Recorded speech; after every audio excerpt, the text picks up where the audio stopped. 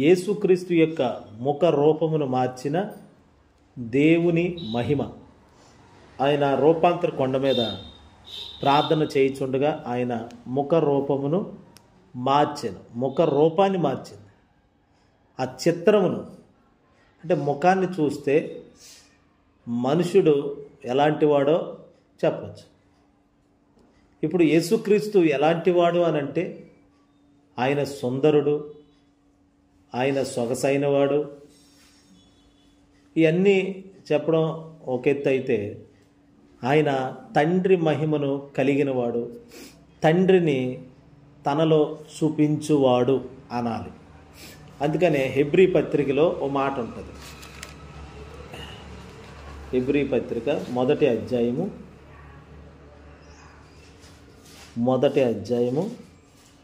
3వ వచనం చదవండి. ఆయన అంటే యేసుక్రీస్తు దేవుని మహిమ యొక్క తేజస్సును మూర్తిమంతమునయుండి తన మహత్తు గల మాట చేత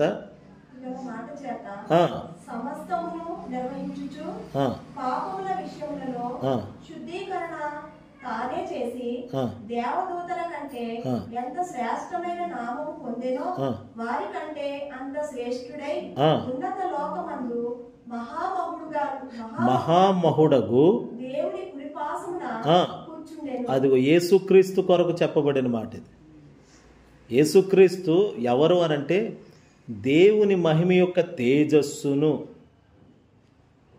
ఆ తేజస్సు ప్రతిబింబము, దేవుని యొక్క తండ్రి యొక్క ప్రతిబింబము ఆయనలో కనబడుతుంది. అందుకనే నన్ను చూచినవాడు తండ్రిని చూచి ఉన్నాడు అని అంటాడు. తండ్రి నేను ఏకమై ఉన్నాము అని. ఇప్పుడు మహిమతో నింపబడినప్పుడు, హల్లెలూయా, మహిమతో నింపబడినప్పుడు జరిగేది ఏమిటంటే మనం దేవుణ్ణి చూపిస్తాం లోకానికి. దేవుడు మనలో ప్రత్యక్షం అవుతాడు, తండ్రి మనలో బయలుపరచబడతాడు. హల్లెలూయా. యేసుక్రీస్తు ముఖ రూపము మారెను. ఏ రీతిగా మారింది? ఆయన అంటే ఆయన ప్రార్థనలో ఎదిగేటప్పుడు ఆ ప్రార్థన ఇంకా మహిమను తీసుకొస్తూ ఆ మహిమను అనుభవిస్తూ ఆ మహిమను పొందుకుంటూ ఉండగా యేసుక్రీస్తు ప్రార్థన ద్వారా పొందిన మహిమ తండ్రి వలె మార్చేస్తుంది. ఆయన తండ్రి ఆయనలో ప్రత్యక్షమవుతున్నాడు. అంటే ఎంత మహిమతో మనం నింపబడతామో అంతగా దేవుడు మనలో నుండి లేస్తాడు పైకి. మనలో దేవుడు ప్రత్యక్షమవుతాడు. ఇక మనం కనబడం. శిష్యులు యేసుక్రీస్తుతో ఉన్నప్పటికీ కూడా వాళ్ళు ఏం అడిగారంటే, మాకు తండ్రిని చూపించవా? మాట్లాడితే తండ్రి తండ్రి అంటున్నావు కదా ప్రభువా, మాకు ఒకసారి ఆ తండ్రి ఎక్కడున్నాడో చూపించు అంటే, మీరు ఇంకనూ నమ్మకుండా ఉన్నారా? నన్ను చూస్తే తండ్రిని చూచినట్టే. పరలోకమందు ఉన్న తండ్రి, ఆ తండ్రి నేను ఏకమై ఉన్నాం. ఆయన నాలో ఉన్నాడు, నేను ఆయనలో ఉన్నాను, ఇద్దరం ఒకటే. హల్లెలూయా. అందుకంటే ఇప్పుడు తండ్రి ఎక్కడ ఉన్నాడంటే ఆయనలోనే తండ్రి ఉన్నాడు. అందుకని ఆయన పేరు కూడా నిత్యుడగు తండ్రి. తండ్రి ఆయన ఏకమై ఉన్నారు. హల్లెలూయా. అలాగని కుమారుడు తండ్రి అయిపోలేదు. అక్కడ తండ్రి తనలో ప్రత్యక్షమవుతున్నాడు. ఇప్పుడు దేవుడు మనలో నుండి లేవాలి, మనలో నుండి బయటికి రావాలి. ఆయన అలా మనలో నుండి రావాలనుకుంటున్నాడు. కాబట్టి మహిమతో మనం నింపబడినప్పుడే అది జరుగుతుంది. ఎందుకంటే యేసుక్రీస్తు తండ్రితో మాట్లాడుతూ అంటే ప్రార్థన చేస్తూ ఆ మహిమను పొందుతున్నాడు. ఆ మహిమను పొందుతుంటే ఆ మహిమలో నుండి తండ్రి కనబడతాడు బయట. ఇప్పుడు యేసుక్రీస్తు ముఖ రూపము మారెను. ఆయన ప్రార్థన చేయుచుండగా ముఖ రూపాన్ని, ఇప్పుడు నేను ఎలా ఉన్నాను, నన్ను చూస్తే విక్టర్ పాల్ అని చెప్పచ్చు. అయితే కొంతకాలానికి లేకపోతే కొద్ది రోజులకి నేను కాదు, ఆయనలో దేవుడు ఉన్నాడు,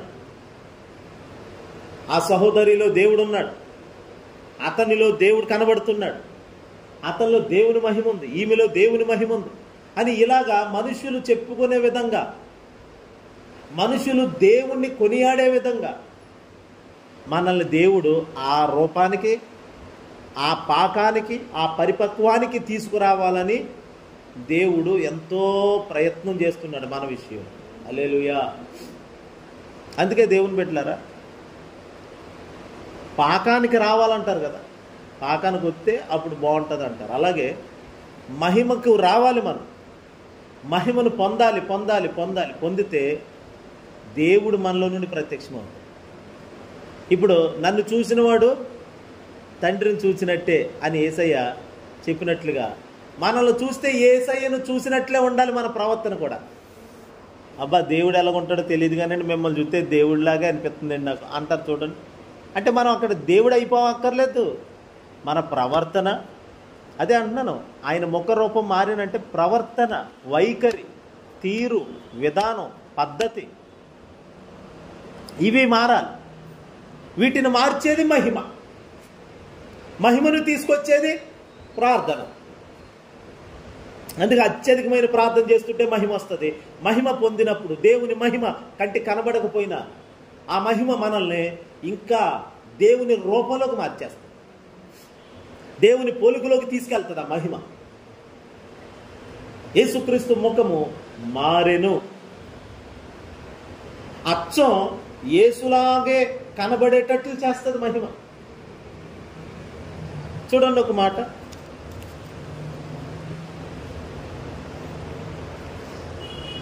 అపోస్తలుల కార్యాలు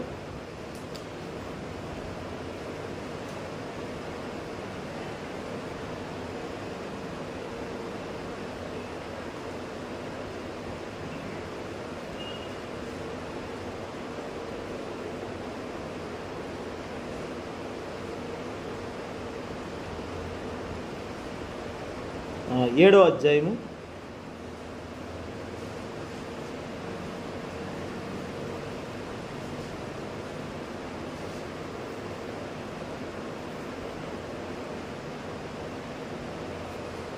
55వ వచనం నుండి చదవండి.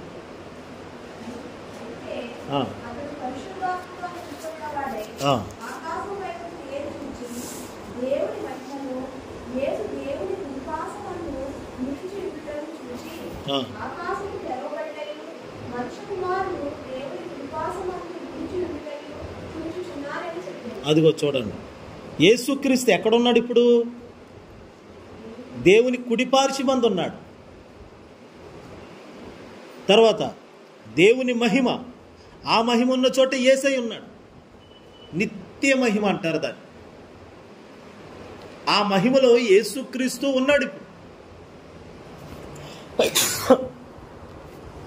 యేసుక్రీస్తు తండ్రి మహిమలో ఉన్నాడు. భూమి మీద ఉన్నప్పుడు తండ్రి మహిమను పొంది తండ్రి వలె లోకానికి తన్ను తాను బయలుపరుచుకున్నాడు. నేను తండ్రి ఏకమై ఉన్నాను, నన్ను చూసినవాడు తండ్రిని చూసినట్టే అని చెప్పాడు. ఆయన మహిమను పొందిన వాళ్ళు ఇంచుమించు దేవుని రూపాన్ని భూమి మీదే ప్రతిబింబింపచేశారు. తమలో వారిలో దేవుణ్ణి చూపించగలిగారు. హల్లెలూయా. ఆయన పోలికలు వారి ప్రవర్తనలో కూడా చూపించారు. అయితే చూడండి,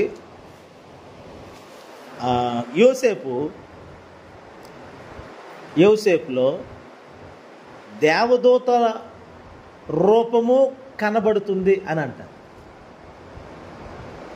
ఫరో అంటాడు, ఇతనిలో దేవుని ఆత్మ కనబడుతుంది,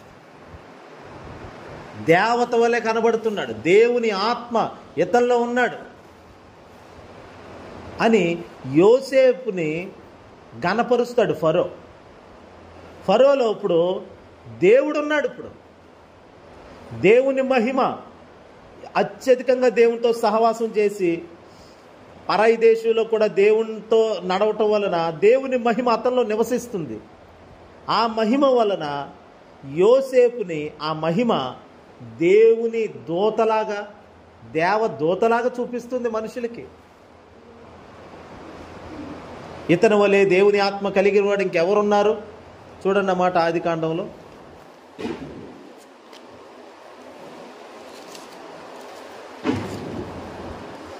ఆదికాండము 41వ అధ్యాయము 38.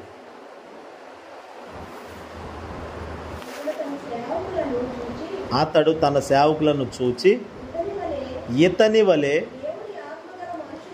దేవుని ఆత్మగల మనుషుని కనుగొనగలమా అంటే ఇతడు ఎవరో దేవుని ఆత్మగల మనుషుడు,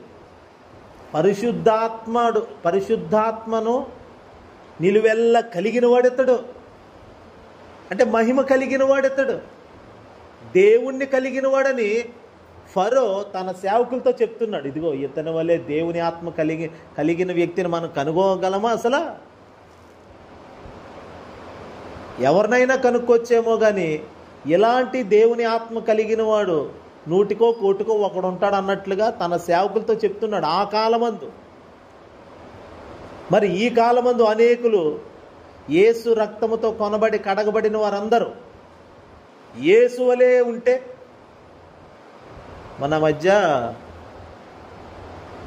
ఈ మధ్య మొన్న రీసెంట్గా ఏలూరులో ప్రార్థన పండుగలేవో జరిగినాయి. ప్రార్థన పండుగలు జరిగితే అందులోకి ఆ మీటింగ్స్కి దినకరన్ గారు వచ్చారు. పాల్ దినకరన్ గారు, డిజిఎస్ దినకరన్ గారు కుమారుడు పాల్ దినకరన్ గారు, వాళ్ళ ఫ్యామిలీ వచ్చారు. వస్తే ఆయనకి వెల్కమ్ పలికారు అందరూ. చాలామంది ఏలూరులో ఉన్న క్రైస్తవ జనమంతా ఆయనకి వెల్కమ్ పలకడానికి ఆయన ముఖం లాంటి పోస్టర్లు, సేమ్ ఆయన ముఖము లాంటి స్టిక్కర్స్తో ఉన్న పోస్టర్లు, ముఖానికి చూడండి తీర్థలో బొమ్మలు కట్టుకుంటారు ముఖానికి, అలాంటి ఆయన ముఖంతో కూడిన బొమ్మలు ప్రింట్ చేయించి ఆ పిల్లలందరికీ ఇచ్చి మోకాళ్ళకి పెట్టారు. ఇప్పుడు అవన్నీ అంటే ఆయన వచ్చేటప్పుడు ఆయన లాంటి మోకాలు పెట్టుకుని పిల్లలందరూ కనబడుతున్నారు. అంటే ఆయనకి అదొక గ్రాండ్ వెల్కమ్, ఆయన్ని సంతోషపరచడానికి. అది వర్షం వస్తే తడిసిపోవడమో ఎండకి ఎండిపోవడమో జరుగుతుంది ఆ బొమ్మ, అంతే, చింపితే చిరిగిపోద్ది. కానీ ఇక్కడ గమనించండి, మనం యేసు రూపాన్ని కలిగి మనలో నుండి యేసయ్య ప్రత్యక్షమవుతుంటే ఇది ఇంకా చిరిగిపోయేది, నాశనం, ఎవరో నాశనం చేస్తే నాశనం అయ్యేది కాదు. ఇది ఆయన రూపం మనలో శాశ్వతంగా స్టాండర్డ్గా, ఆయన ఎంత బ్రాండెడ్ అంటామో అదే బ్రాండ్గా మనల్ని మారుస్తాడు దేవుడు.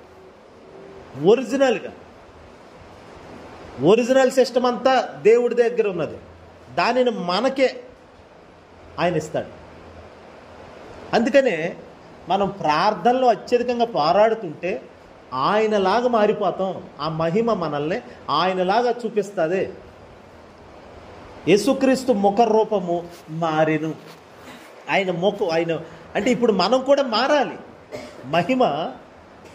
మహిమ కొరకు మనం ధ్యానం చేస్తున్నాం.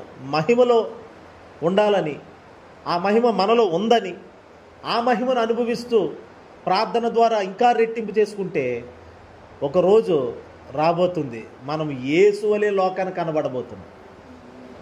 హల్లెలూయా.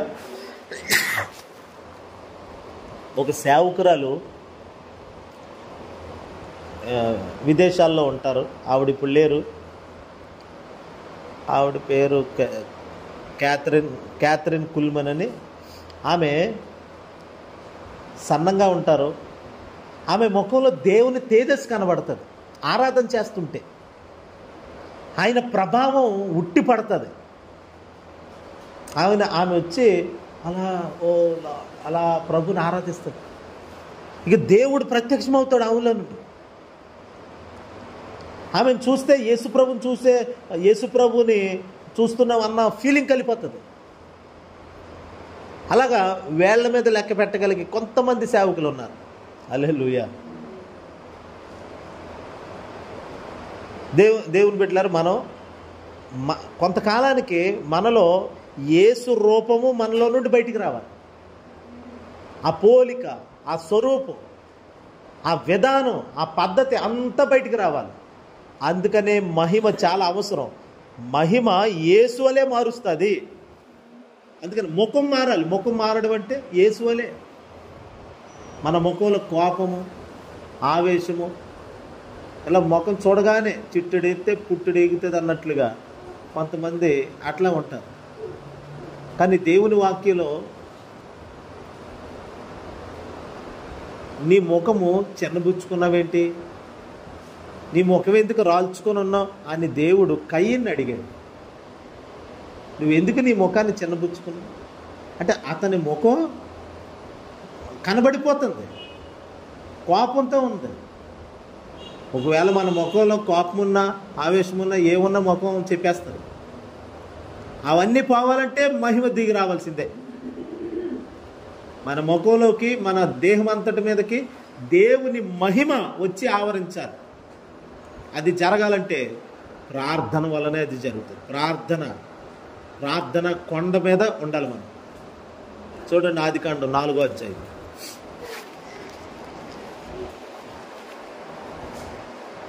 5వ వచనం.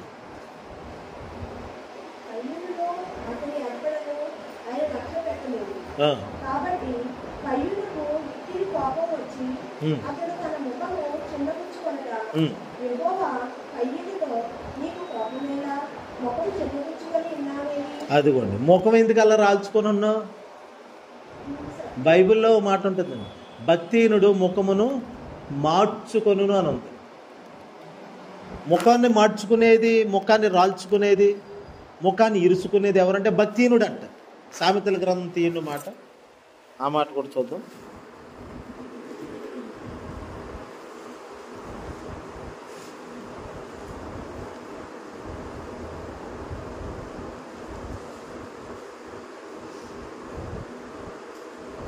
ఇరవై 21వ అధ్యాయము 29వ వచనం. సామెతలు.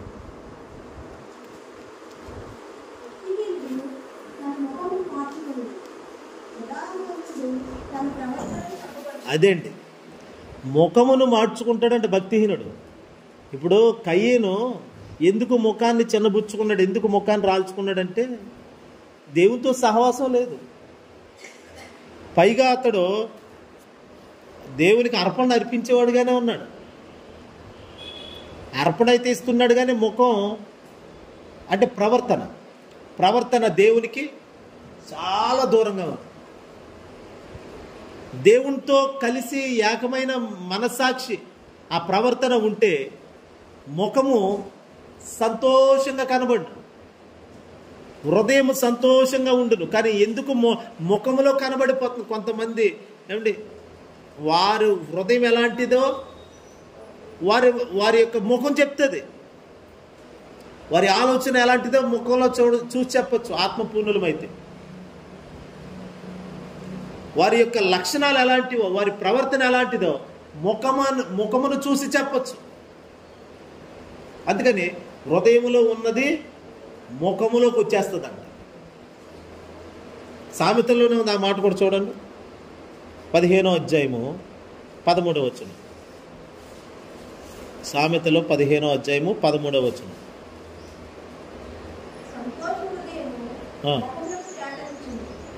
అదిగోండి, ఏ హృదయం అది అంటే హృదయము ఎలా ఉంటుందో ఆ హృదయ స్థితిని తెలుపుతుంది అంట ముఖము. ముఖం ఎలాంటిదో హృదయం చెప్తుంది. రెండింటికి లింక్ ఉంటుంది. అందుకని ఆత్మపూర్ణులమైతే ఎదుటి వాని ముఖమును చూసి చెప్పేచ్చు. దేవుడు చెప్తున్నాడు, నీ ముఖం చూస్తే నువ్వేంటో నాకు అర్థమవుతుంది.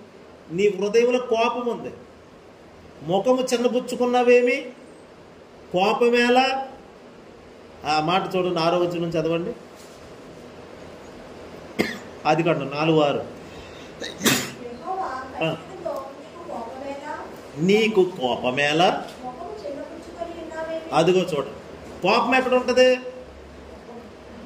కోపము హృదయములో సుఖ నివాసము చేయనని ఉంది బైబిల్. అంటే హృదయంలో కోపం ఉంది. కోపం వలన ముఖాన్ని చిన్నపుచ్చుకొని మార్చుకునేలా చేసింది. అంటే హృదయములో మనం ఏది పెట్టుకుంటామో అది ముఖము యొక్క విధానాన్ని చూపిస్తుంది. హల్లెలూయా. హృదయములో సంతోషం ఉంది, అది ముఖానికి తేటగా. సామెతలు 15:13 చదివా ఒకసారి చూడు. 15:13 మరోసారి చదవ. సామెత సంతోష హృదయము తేటగా అంటే వెలిగిపోతుంది ముఖం. ఆ కవళికలు, ముఖ కవళికలన్నీ తెలిసిపోతున్నాయి చక్కగా ఆహ్లాదకరంగా. తమ అభిమాన హీరో సినిమా రిలీజ్ అయితే వెళ్ళి ఆ అభిమాని వెళ్ళి ఎలాంటి ఫైట్లు ఉండాలని, ఎలాంటి వాళ్ళు హీరో ఎలా ఉండాలని అనుకున్నాడో అలాగే ఉంది సినిమా థియేటర్లో. ఇక సినిమా అయిపోయాక బయటకు వచ్చేటప్పుడు ఆడి ముఖం వెలిగిపోతుంది. ఏట్రో నీ ముఖం వెలిగిపోతుందంటే, మా హీరో నాకు తగ్గట్టుగా నేను ఎలాగనుకున్నాను అలాగ ఉన్నాడు రా లోపల, నేను మనసులో ఎలాగనుకున్నాను అలాగ ఉంది, అందుకనే నా హీరోని బట్టి నా ముఖం వెలిగిపోతుంది. తను తీసుకున్న నిర్ణయం, తను చూసింది, తను విన్నదే, తను మాట్లాడింది సమస్తం హృదయం మీద ప్రభావం చూపుతుంది. అదేమో ముఖంలో చూపిస్తుంది. అందుకనే ముఖమునకు తేటనిచ్చేది ఏంటంటే సంతోషం కలిగిన హృదయం. నీ అన్నిటికంటే నీ హృదయమును భద్రముగా కాపాడుకొనుము అని ప్రభు అందుకే చెప్పారు. అన్నిటికంటే నీ హృదయమును భద్రంగా కాపాడుకో. ఎందుకంటే నీ ముఖము యొక్క కవళికలో నీ హృదయం మీద ఆధారపడి ఉన్నాయి. నీ హృదయాన్ని తెరిచి నీ హృదయాన్ని ఆ మహిమతో నింపుకుంటే ముఖములో కూడా మహిమ కనబడుతుంది. మహిమ హృదయములో ఉండాలి, ఆ మహిమ ముఖములో కనబడాలి. అందుకని హృదయం ముఖ్యం. హృదయాన్ని కాపాడుకో. ఏ చెత్త పడితే అది తెచ్చి లోపల పెట్టుకుంటే ముఖాన్ని అంటే ప్రవర్తనను, జీవితాన్ని ప్రభావితం చేస్తుంది. నేనేమిటో నా హృదయం చెప్తుంది, నా హృదయం ఏమిటో నా ప్రవర్తన చెప్తుంది, నా మాట తీరు, నా పద్ధతి అన్నీ హృదయమును బట్టే. అన్నిటికంటే హృదయము బహు ఘోరమైన వ్యాధి కలిగినది అని, అన్నిటికంటే ముఖ్యముగా నీ హృదయమును భద్రముగా కాపాడుకొనుము అని. అన్నిటికంటే కాపాడుకోవాల్సింది హృదయాన్ని. అన్నిటికంటే బహుచెడ్డది హృదయమే అని ఈ వాక్యాలు ప్రభు రాయించాడంటే దాని అర్థం హృదయం మీద లోకము చాలా ప్రభావితంగా పనిచేస్తుంది. అందుకే అనవసరమైన వాటిని గురించి ఆలోచించకూడదు, వ్యర్థమైన సంభాషణ చేయకూడదు, అనవసరమైన మాటలు నోట రానియకుండా జాగ్రత్తలు తీసుకుంటే ఏదైనా అమ్మో ఈ మాట మాట్లాడితే నా హృదయం ఎలా ఉంటుందో, ఈ పని చేస్తే నా హృదయం ఎలా ఉంటుందో, వీళ్ళతో సహవాసం చేస్తే నా హృదయంలో ఏదైనా కొంచెం తేడా వచ్చేస్తుందేమో. చంటి బిడ్డను కాపాడుకుంటాం చూడండి.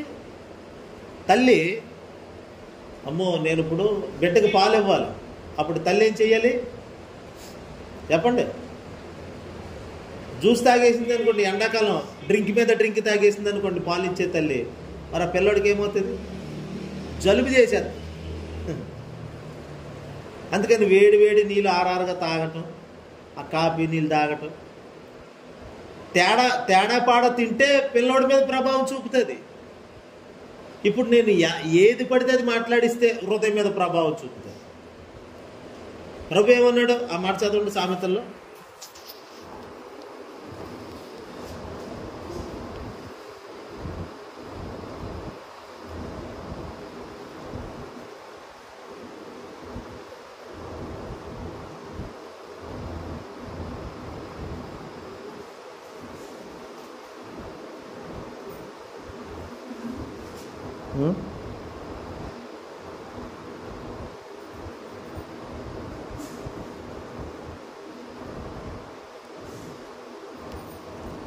నాలుగో అధ్యాయము 23 సామెతలు 4వ అధ్యాయము 23.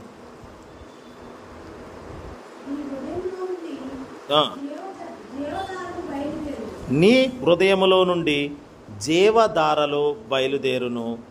కాబట్టి అన్నిటికంటే ముఖ్యముగా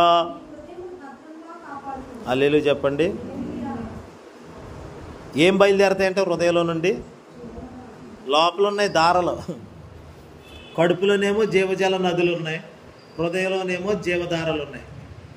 ఇవి బయటికి రావాలి, మహిమ బయటికి రావాలి. మహిమ జలము, దేవుని మహిమ జలము బయటికి రావాలి, మహిమ దారాలు బయటికి రావాలి. అందుకని హృదయాన్ని భద్రంగా కాపాడుకోండి. పాలు ఓ దాంట్లో పోసి దాని మీద మూతట్టకపోతే ఏదోటి పడుతుంది. కాబట్టి భద్రంగా కాపాడుకోవాలి. అందులో పాలు ఉన్నాయి కాబట్టి. ఏమండి, ఇప్పుడు పాలు పెరుగు ఓ చోట పక్కన పెట్టేస్తారా? కొంచెం దూరంగా పెడతారు. ఎందుకని? పెరుగు చొక్కదానికి తగిలితే పాలు ఇరిగిపోతాయి. అలా హృదయాన్ని విరగ్గొట్టేసే చాలా ఉంటాయి, హృదయాన్ని పాడు చేసేవి. ఏదైతే హృదయాన్ని విరగ్గొట్టేసి ఇది విరగ్గొట్టేస్తుంది, ఈ ఆలోచన లేకపోతే ఈ మనుషులు, ఈ సహవాసం, ఈ పద్ధతులు నా హృదయాన్ని పాడు చేస్తాయి అనుకున్నావా, పక్కన పెట్టు. ఎందుకని? నీ హృదయం మహిమతోనే ఉండాలి. హృదయము మహిమతో ఉండాలంటే భద్రంగా కాపాడుకోవాలి. హృదయాన్ని మహిమతో నింపుకుంటే ఆ మహిమే మొక్కలో కనబడుతుంది. హల్లెలూయా. ఆ మహిమే మన ప్రవర్తన మారుస్తుంది. ఆ మహిమ నా మాటల మీద ప్రభావం చూపుతుంది. లోపల హృదయం నిండా మహిమ ఉంటే నా మాటల మహిమగానే ఉంటాయి. హృదయం నిండిన దానిని బట్టి నోరు మాట్లాడును. కాబట్టి హృదయం నిండా దేవుని మహిమను పెట్టుకుంటే ముఖములా తేజస్సు కనబడుతుంది. నేను ఎవరికే దుఃఖంగా కనబడను. నేను ఎవరికే ఏంటి మనిషి పొద్దున ఎలా ఉంది, పొద్దునే ఎలా ఉన్నారండి, నిద్రమోహంతో. కొంతమంది ముఖాలు చూడగానే మనకి చాలా విసుగ్గా మన మీద మనకే విరక్తి వచ్చేటట్లుగా కూడా ఉంటాయి కొంతమంది ముఖాలు చూడగానే. అందుకనే ఆ ముఖాన్ని చూపించేది హృదయం. హృదయాన్ని కాపాడుకుంటూ హృదయాన్ని మహిమతో ఎప్పుడు ఆ తాజాగా ఉంచుకుంటే మన ముఖము లేక మన ప్రవర్తన తేటగా ఉంటుంది, లోపముగా ఉండదు. మన ముఖాన్ని చూచిన వాళ్ళు సంతోషభరితులైపోతారు. కీర్తనకారుడు నేను పాట పాడేటప్పుడు దాన్ని చూసి అనేకులు తమ హృదయమందు సంతోషించుదురుగాక అంటాడు. కీర్తన గ్రంథం చూడండి ఆ మాట.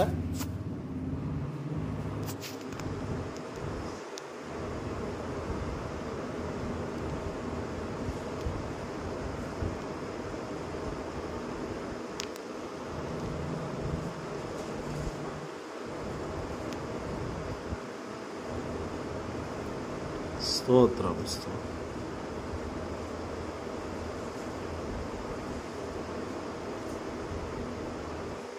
హల్లెలూయా. 48వ అధ్యాయం చూడండి, కీర్తనలు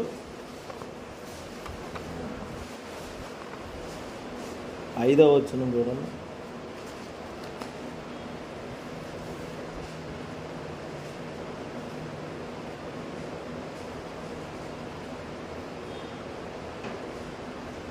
నలభై 48వ అధ్యాయం 5వ వచనం.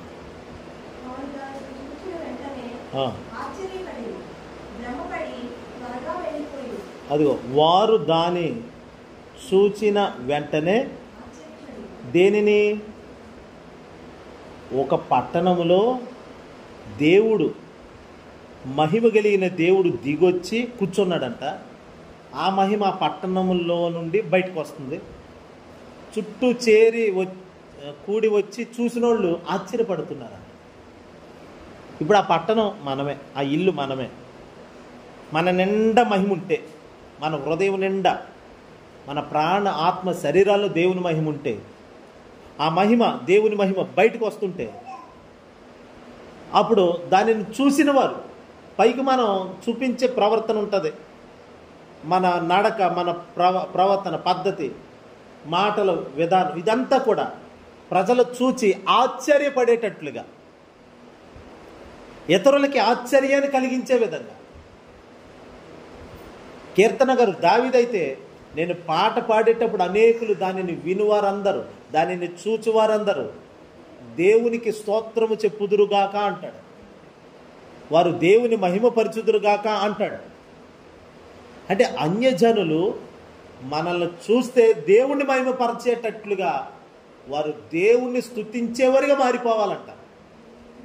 అది ఎప్పుడు జరుగుతుందంటే, చూడండి, ఒక అన్యదేశపు రాజు ఫరో యోసేపును చూసి, ఇతని వలె దేవుని ఆత్మ కలిగిన వారిని మనం కనుగొనగలమా ఈ భూమి మీద?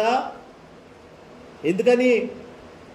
అతడు ఫరోకు వచ్చిన కళ యొక్క భావాన్ని చెప్పేశాడు. హల్లెలూయా చెప్పండి. భావం చెప్పడమే కాదు, దానికి సొల్యూషన్ కూడా చెప్పాడు. మహిమ కలిగిన వారు ప్రశ్నలో ఉండవు వాళ్ళ దగ్గర. ఎవడు ఏ ప్రశ్న పట్టుకొచ్చినా దాన్ని చిక్కుముడి విప్పగలిగే జ్ఞానం ఉంటుంది వాళ్ళ దగ్గర. మీకు అర్థం అవ్వలేదా? మహిమ కలిగిన వాడు, మహిమలో నివసించేవాడి దగ్గర పరలోక జ్ఞానం ఉంటుంది. అందుకే అది ఎలాంటి ప్రశ్న అయినా దానికి జవాబు ఉంటుంది. ప్రశ్న ఏదైనా, ఎన్నైనా, ఎలాంటిదైనా దానికి తగినటువంటి జవాబు లోకంలో దొరక్కపోవచ్చు, కానీ మహిమను మోస్తున్న వాడి దగ్గర జవాబు ఉంటుంది. ప్రశ్న నీ దగ్గర ఉంటే జవాబు నా దగ్గర ఉంటుంది అన్నట్లు. హల్లెలూయా. కాబట్టి దేవుని బిడ్డలారా, యోసేపుని దేవుని ఆత్మ కలిగిన వాడు అని గుర్తుపడుతున్నాడు. దేవుని మహిమ కలిగిన వాడు ఇతడు ఇప్పుడు యోసేపు కాదు, దేవుని ఆత్మ ఇతడు, మహిమ ఇతడే దేవుడు, ఇతడే చిన్న దేవుడు. అలా ఎలాగా? అవును, మరి అతడు కనుపరిచినటువంటి జ్ఞానము, అతడు మాట్లాడిన విధానము, ఇదంతా కూడా దేవుణ్ణి చూపిస్తుంది. ఎందుకంటే హృదయం నిండా ఏముందో చెప్పండి? మహిమను పొందుకుంటే, మహిమను నింపుకుంటే అటువంటి జ్ఞానం బయటకు వస్తుంది. లోక జ్ఞానం కాదు. లోక జ్ఞానము దేవుని దృష్టికి వెర్రితనము. దేవుని ఒరిజినల్ జ్ఞానం మహిమలో ఉండేవాడికి వచ్చేస్తుంది. దానియేలు విషయం కూడా చూడండి. దానియేలు గ్రంథం తీయండి.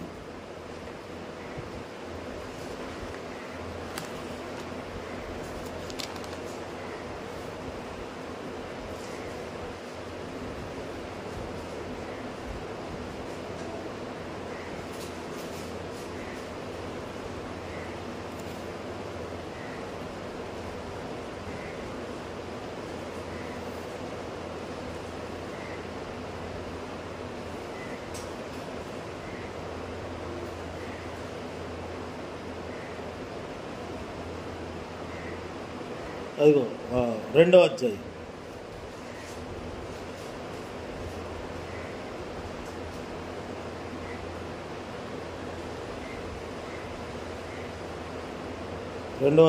దానియేలు 2వ అధ్యాయము 2వ వచనం.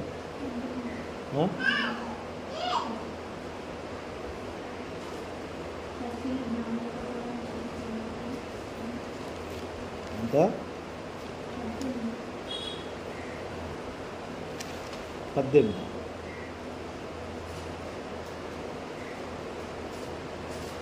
కాదు, 2వ అధ్యాయము 46 చదవండి.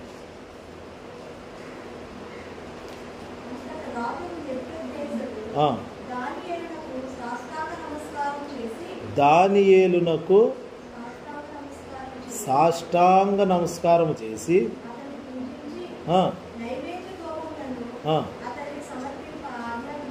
హల్లెలూయా అతనికి సమర్పింప. చూడండి ఏం చేస్తున్నాడంటే రాజుగారు ఇప్పుడు సాష్టాంగ నమస్కారం అని బోర్ల పడిపోయి దండం పెట్టేస్తున్నాడు. దేశానికి రాజు, ఆ దేశంలో దానియేలు ఒక బానిసగా తీసుకురాబడ్డాడు.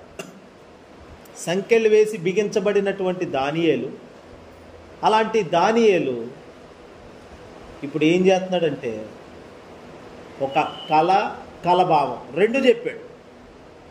చెప్పిన తర్వాత రాజుగారికి ఇది సామాన్యమైంది కాదు, ఇక దేవుడే నీకు బయలుపరిచాడు. ఇది నీలో దేవతల ఆత్మ, దేవతల ఆత్మను కూడా ఉంటుందండి.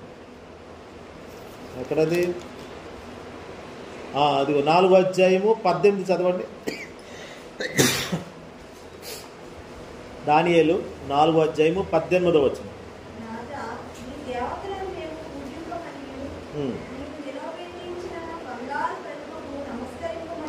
4వ అధ్యాయం 18 అమ్మా.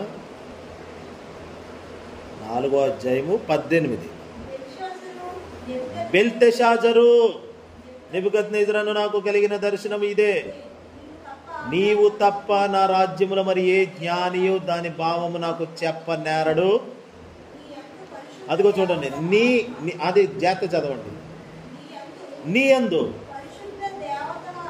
పరిశుద్ధ దేవతల ఆత్మ ఉన్నది. ఏ దేవతలో?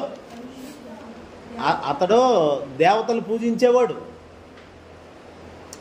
ఇతర దేవతలు తెలుసు, కానీ ఇక్కడున్న మనుష్యుడే దైవ రూపం కలిగిన వాడని ఇప్పుడు గుర్తుపట్టాడు.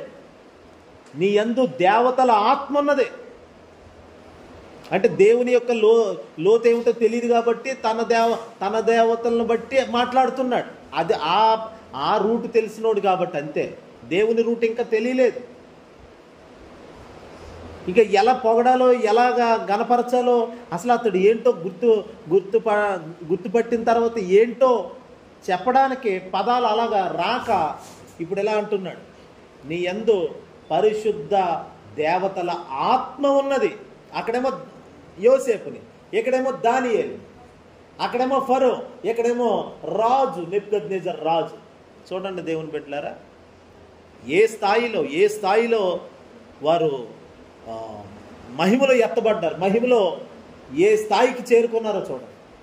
మహిమ ఆ స్థాయికి తీసుకెళ్ళింది, వారి ప్రార్థనా జీవితం ఆ స్థితికి హెచ్చించింది.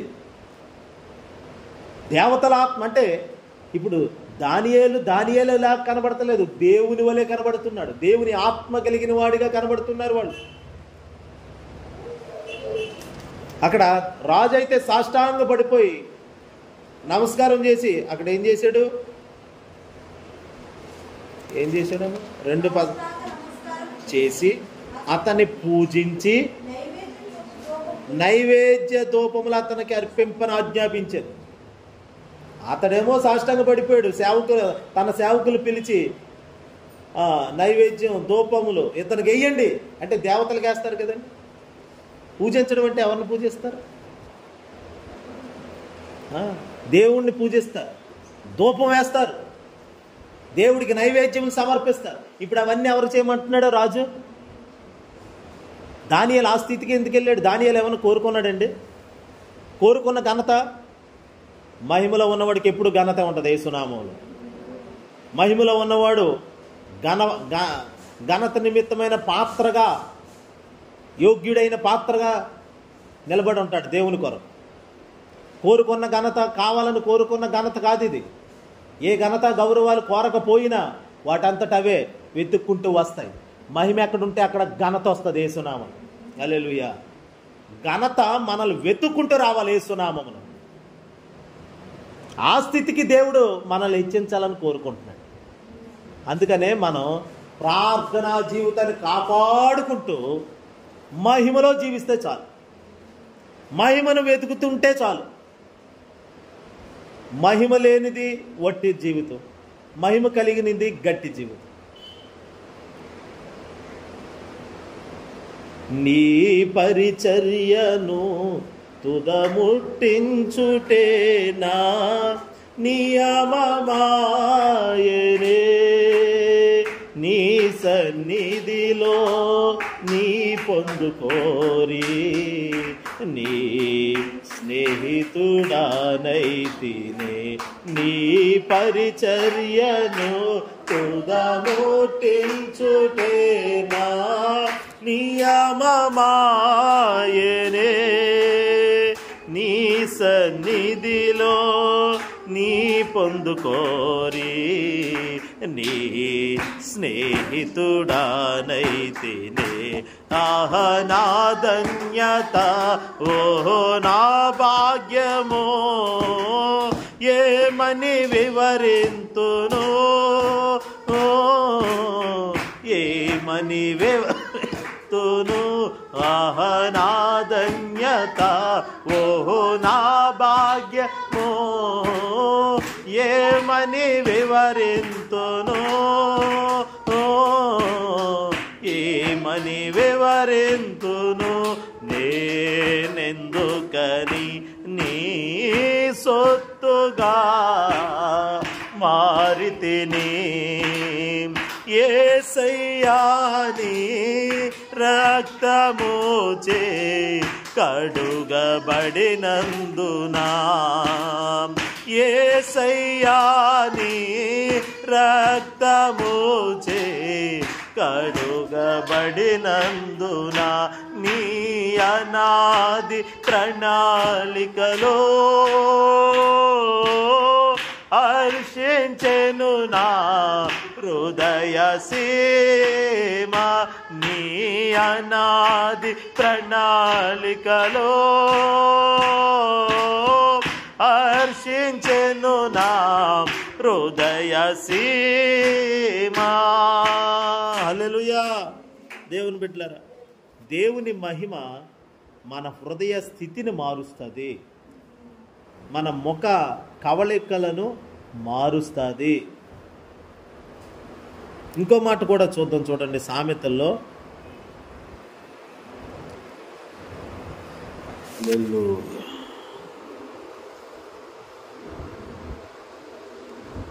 స్తోత్రం స్తోత్రం స్తోత్రం.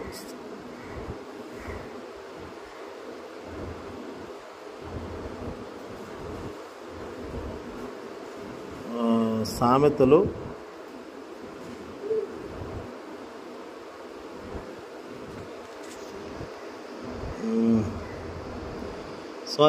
ప్రసంగి 7వ అధ్యాయము 3వ వచనం చూడండి. ప్రసంగి 7వ అధ్యాయము 3వ వచనం. నవ్వుట కంటే దుఃఖపడుట మేలు, ఎందుకంటే కిన్నమైన ముఖము హృదయాన్ని ఏం చేస్తుంది? గుణం, ఒక గుణంగా మారుస్తుంది. అందుకనే నవ్వుట కంటే దుఃఖపడుట మేలంట. హృదయాన్ని దుఃఖముతో నింపుకుంటే, ఏ దుఃఖము? పశ్చాత్తాపంతో. ఆ పశ్చాత్తాపం, హృదయానికి కలిగిన పశ్చాత్తాపం అదేం చేస్తుందంటే, చూడండి అక్కడ ఏముంది? ముఖమును, కిన్నమైన ముఖము హృదయమును గుణపరచును. దిగులుగా, అలా దిగులుగా పెట్టుకొని ఉంటే ముఖములో దుఃఖం ఉంది, ముఖములో దుఃఖం ఉంది. ఆ దుఃఖము హృదయాన్ని బాగు చేస్తుంది. హృదయములో పశ్చాత్తాపమేమో ముఖములోకి తేజస్సుని తీసుకొస్తుంది, ముఖములో మార్పులు తీసుకొస్తుంది. ఏదైనా పొరపాటు చేసాం తెలియక, దాని విషయమై ఓ పశ్చాత్తాపం హృదయంలో ఫీల్ అవ్వాలి. అదేమో ముఖానికి తేటనిస్తుంది. కిన్నమైన ముఖము, కిన్నమైన ముఖం అంటే ఒక తన్ను తను తగ్గింపు, అణుచుకుంటూ నేను ఈ పొరపాటు చేశాను కదా అనే పశ్చాత్తాపపు ముఖం. అలాంటి ముఖంగా చేసుకుంటే, ఇప్పుడు కయ్యేనేమో ముఖాన్ని మార్చుకున్నాడు, చిన్నపుచ్చుకున్నాడు. అందుకని అతని హృదయంలో అది కోపానికి సాదృశ్యం. కానీ కిన్నమైన హృదయమే, కిన్నమైన ముఖమైతే, అంటే ముఖంలోకి అలాంటి అయ్యో నేను ఈ పొరపాటు చేశాను కదా అని పశ్చాత్తాపంతో కూడినటువంటి అలాంటి మనసుతో కూడిన ముఖం మనలో ఉంటే హృదయాన్ని గుణపరుస్తుంది, హృదయాన్ని బాగు చేస్తుందని అర్థం. హల్లెలూయా. అంటే హృదయమేమో ముఖాన్ని చేస్తుంది, ముఖమేమో హృదయాన్ని బాగు చేస్తుంది. మనం ముఖాన్ని ఎలా ఉంచుకోవాలి? యాకోబు తన భార్యలను పిలిచి, ఇదిగో మీ నాన్న ముఖము నిన్న మొన్న ఉన్నట్లు లేదు, ఇప్పుడు చాలా సీరియస్గా ఉన్నాడు మీ నాన్న. వాళ్ళ మామగారి కోసం చెప్తున్నాడు. మీ డాడీ ముఖం చూసి నాకు అర్థమైంది, మీ డాడీ ముఖం సరిగ్గా లేదు, మొన్న బాగానే ఉంది, నిన్న బాగానే ఉంది, ఈరోజే మాడిపోయింది మీ నాన్న ముఖం. మనకేదో కీడు చేయబోతున్నాడు, వెళ్ళిపోతున్నాడని. ఈ ఇంట్లో ఉండొద్దు, నా జీతం ఇప్పటికే 10 సార్లు మార్చేశాడు మీ డాడీ. కాబట్టి మనకి ఇంకా ఏంటి మరి చెప్పండి అంటే, అప్పుడు వాళ్ళంట, మా తండ్రి ఇంట్లో మాకు పాలు పంపులు ఎక్కడివి, మాకు ఆస్తిలో భాగాలు ఎక్కడెత్తున్నాడు మా డాడీ, అయితే వద్దండి వెళ్ళిపోతున్నాడు అని భర్త భార్య లేకమే ఆ ఇంట్లో నుండి ఏదో దొంగలు పారిపోయినట్టుగా పారిపోయాడు. చెప్తే మళ్ళీ వెళ్ళనవడని ఆ లాభాలు ఏదో సెకినం చూస్తాడు. ఈరోజు రాహుకాలం వెళ్ళకూడదు మీరు అంటాడు, మంచి రోజులు ఇవన్నీ చూస్తాడు అలాంటోడు. అందుకని అతని ముఖము అతని హృదయం అలాగే ఉంటుంది ఎప్పుడు. ఏది మంచి రోజో ఏది చెడ్డ రోజో అలాంటివి చూసామనుకోండి, అలాంటివి పట్టించుకున్నాం అనుకోండి, ఈరోజు మంగళవారం అంట కదా ఎక్కడికి వెళ్ళకూడదు, ఈరోజు శుక్రవారం కదా ఏం చేయకూడదు అని ఇలాగ కనుక చేతస్థపు లోకపు ఆచార అన్య ఆచార సంబంధమైనవి కనుక క్రైస్తవ్యంలో ఉంటే అవి మనుషుల్ని ఇంకా కఠినాత్ములుగా చేస్తాయి. చదవండి ఆదికాండంలో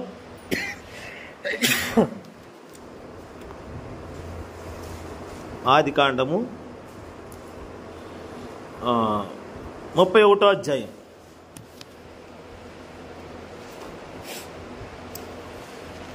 31వ అధ్యాయము మొదటి నుండి చదవండి.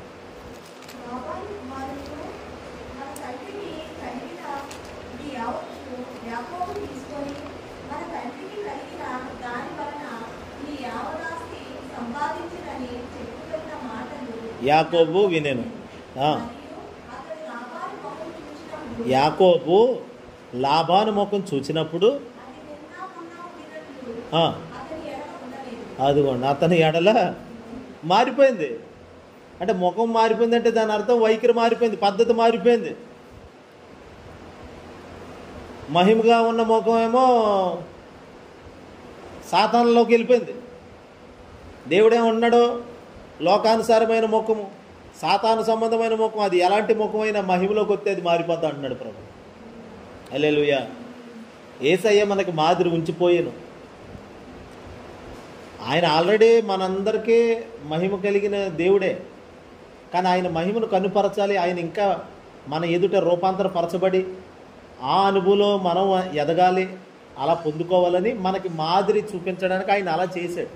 రూపాంతర కొండ మీద ప్రార్థన చేస్తుంటే ఆయన ముఖము మారింది. అంటే ప్రార్థనలో గడిపేవాడు దేవుని మహిమను పొందుతాడు. ఆ మహిమ కలిగిన ముఖముగా మారిపోద్ది మన ముఖము అని. ముఖం అంటే పద్ధతి, వైఖరి, తీరు, విధానం, ప్రవర్తనకి సూచన అన్నమాట. ఇప్పుడు ఇతని ప్రవర్తన ఏంటి? లాబాను ప్రవర్తన ఏంటి? యాకోబు పట్ల లాబాను ప్రవర్తన ఏంటంటే కోపిష్టి, ఆవేశం. ఇప్పుడు బిడ్డ అంత ఎందుకు, మా చిన్నపిల్ల నా ముఖాన్ని చూస్తుందండి. చూసినప్పుడు నేను కొంచెం నవ్వుతూ సరదాగా సంతోషంగా నా ముఖం కనబడితే ఏం చేస్తుంది అనుకున్నారు? డాడీ అది కొనవా అని అడుగుతుంది. లేదు కొంచెం అడుగుతుందని ముందే తెలిసి నేను ఇలా చూశానంటే అడగదండి. లేకపోతే ఒక్కోసారి అల్లరి చేసినప్పుడు కొడతాను. కొట్టిన తర్వాత నేను కొంచెం నవ్వానంటే 10 గుద్దులు గుద్దుతుంది వాళ్ళ మీద. లేకపోతే కొట్టి నేను ఇంకా సీరియస్గానే ఉన్నానంటే అలా నన్ను ముట్టుకోవడానికి కూడా భయపడుతుంది. అంటే ముఖాన్ని చూసి పసిగట్టి మా డాడీ ఎలాగున్నాడో దాన్ని బట్టి నేను నడవగలను అనుకుంటుంది ఆ చిన్న పిల్ల. యాకోబు లాబాను ముఖం చూశాడు. అంటే యాకోబు ముఖాలు చూసి గుర్తుపట్టే మనిషి అనమాట. యాకోబు ఆత్మపూర్ణుడు కాబట్టి. హల్లెలూయా. ఎవరి ముఖం ఏమిటో ఎలా చూస్తే గుర్తుపడేస్తాడు. దేవుడు మనకు ఆ వరం, ఆ కృప ఇచ్చి నడిపిస్తాడు. హల్లెలూయా. చూస్తే చాలు. ఉండు ప్రార్థనలో గంట కనిపెట్టి నువ్వేంటో కనుక్కుంటాను, ఏం కాదు. మన కళ్ళే దేవుని చూసి చూసి అలవాటు అయిపోయిన కళ్ళుగా ఉంటే ఎవరిని చూసినా ఆటోమేటిక్గా మనిషి ఏంటో మొత్తం టోటల్ వచ్చేస్తారు. ఆ స్కానింగ్ తీసేవి చాలు, ప్రవర్తన ఏంటో. హల్లెలూయా. ఆ కృప ఉంటుంది. నన్ను చూస్తే నీకు ఎలా తెలిసిపోతుంది? మన ఎవరో అడుగుతున్నారు, మీకు ఎలా తెలిసిపోయింది పాస్టర్ గారు? ఎక్కడ?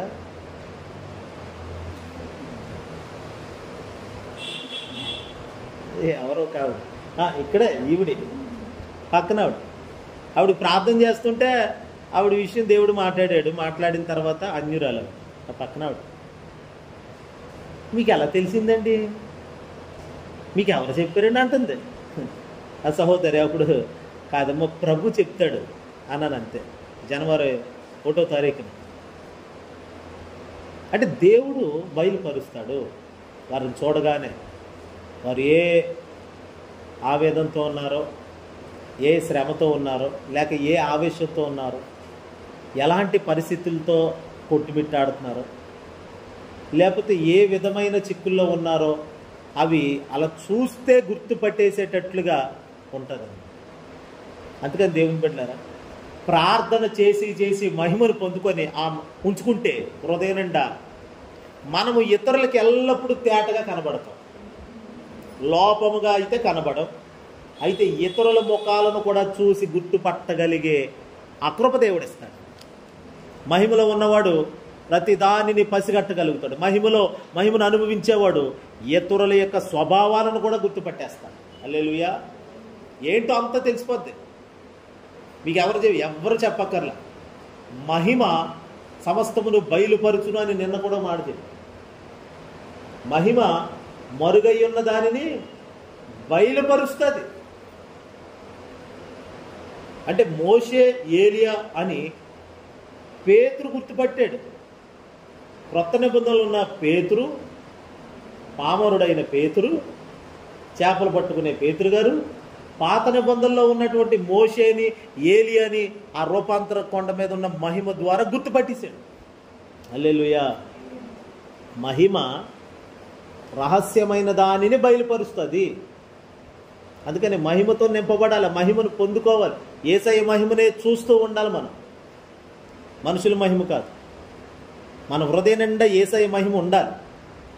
ఉంటే అది మన ముఖంలో కనబడుతుంది. అబ్బా యేసయ్యలాగే ఉన్నారండి మీరు కూడా, మీ మాటలు కూడా దేవుళ్ళలాగా ఉన్నాయండి అని ప్రతిదానికి ఒక సాక్ష్యం ఉంటుంది.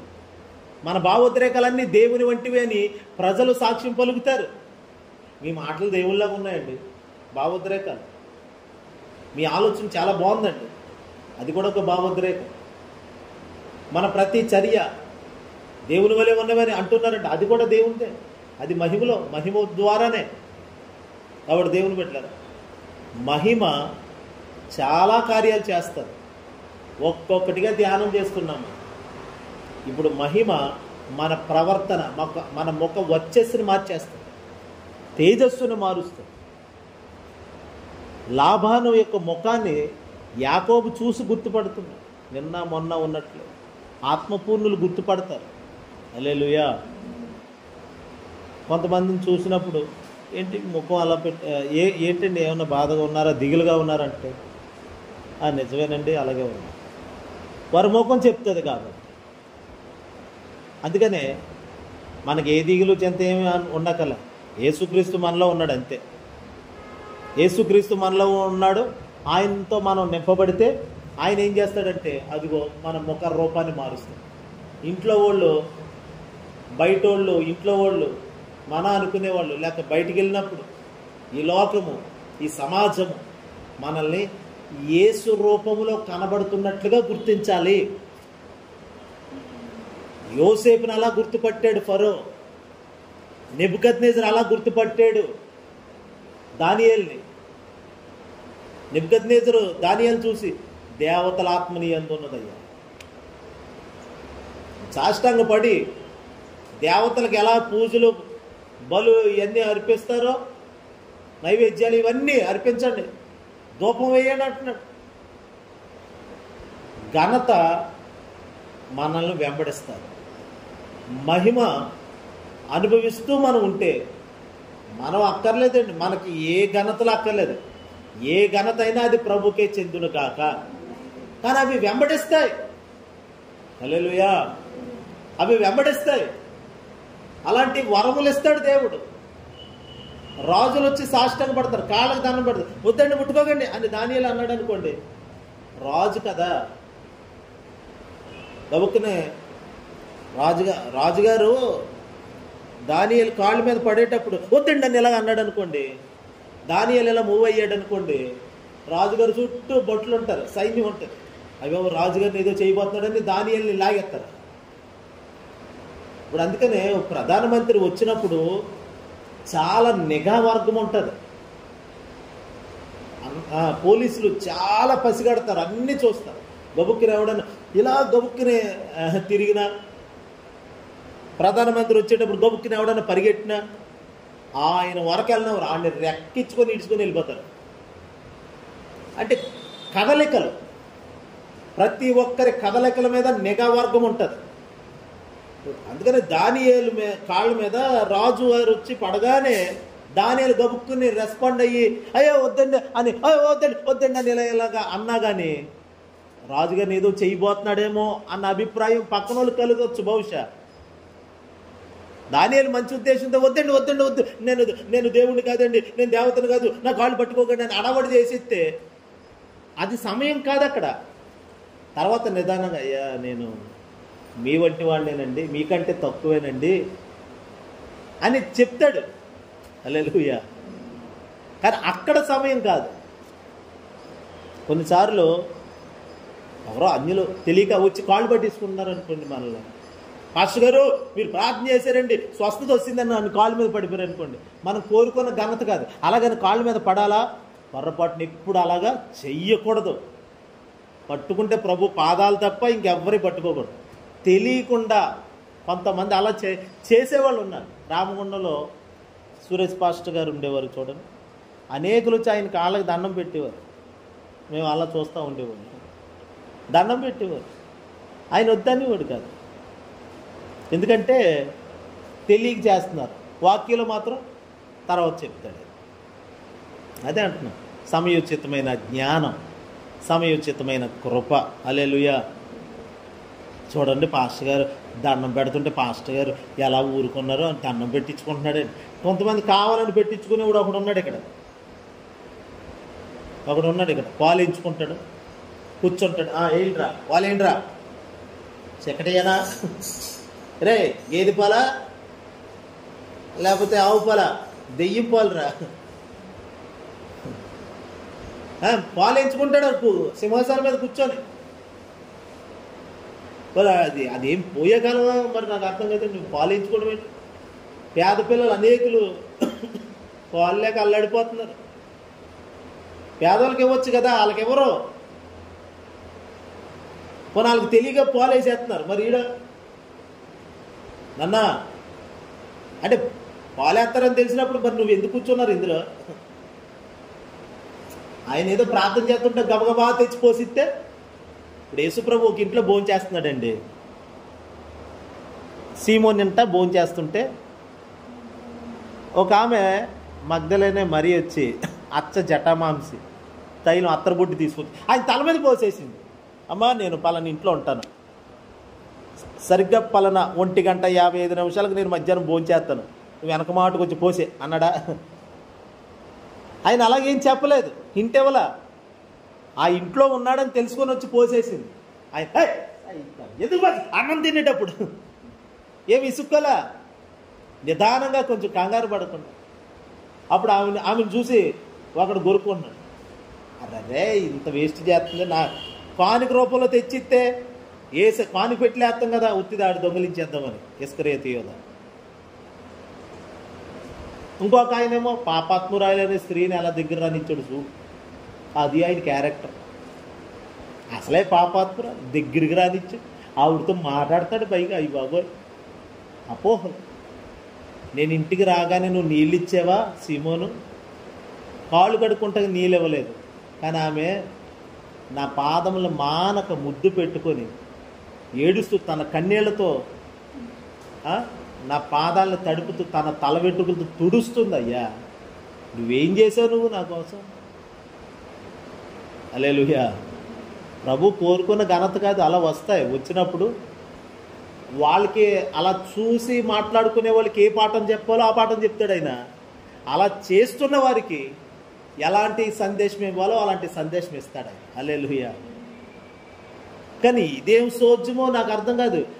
కూర్చొని సింహాసనం మీద కూర్చొని, అరే అందరూ పాలు తెచ్చిన వాళ్ళు అందరూ ఈ లైను, నీళ్ళు తెచ్చిన వాళ్ళు అందరూ ఈ లైను, ఆ నిప్పులు తెచ్చిన వాళ్ళు లేరా మరి? నాలంటాడు అయితే నిప్పులు అట్టుకెళ్తాడు. మరి ఇవన్నీ తప్పు కాబట్టి ఇప్పుడు అందరూ ఇదంతా చూడండి ఎంత దారుణం అంటారు.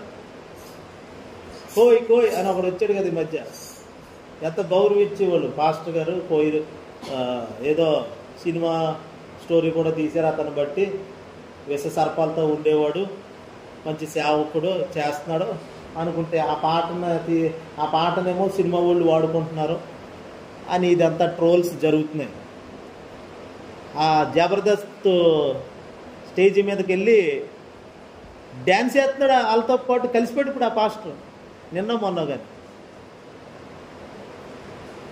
ఏదో ఆయన పాడిన పాటని సినిమా వాళ్ళు ఏదో ట్రోల్స్ చేసుకుంటున్నారులే, అలాగే జరుగుతూ ఉంటుంది, వదిలేయడమే, మనం ఏం మాట్లాడకూడదని అందరూ అనుకున్నారు పెద్దలందరూ. కానీ ఇప్పుడు ఆ పాస్టరే జబర్దస్త్లో నటించే నటులు ఉంటారు చూడండి, ఆ నటులతో వెళ్ళి చేరి జబర్దస్త్ షో చేసి వచ్చాడు ఆయన. ఎంత బాధాకరం అవుతుంది.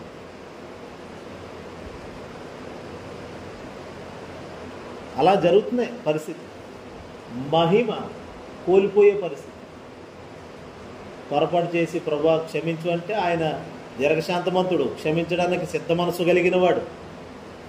మళ్ళీ రిపీట్ కాకోకుండా దేవుని దగ్గర పశ్చాత్తాపడితే యథావిధిగా తన ఏ మహిమను ప్రభు ఇవ్వాలనుకున్నాడు ఆ మహిమనే అతనిలో ఉంచి బలంగా వాడుకుంటాడు. హల్లెలూయా. కాబట్టి దేవుని బట్టి లోకము మనలోకి చేరి, లోకపు కార్యాలు మనలో చేరి, ఇతడు కూడా లోక సంబంధే అన్న పేరు కాదు. పరలోకం మనలో చేరి, పరలోకపు దేవుడగు యెహోవా మనలో ఉండి, మన కొరకు రక్తం కార్చిన యేసయ్య మన మీద ప్రకాశిస్తూ ఉంటే అప్పుడు లోకం చెప్పాలి ఇతడు దేవుని వలె ఉన్నాడు. మనలో ఉండాల్సింది దేవుని మహిమ, లోక మహిమ కాదు. కాబట్టి మనం దేవుని మహిమ మనలో నుండి బయటకు వచ్చేటట్లుగా ప్రార్థనలో మనల్ని మనం మార్చుకుందాం, ఇంకా మార్చుకుందాం, మహిమగా మార్చుకుందాం, నింపుకుందాం మహిమతో. దేవుడి మాటలు మనం వెనుకల్లో దీవించును గాక. ఆమేన్.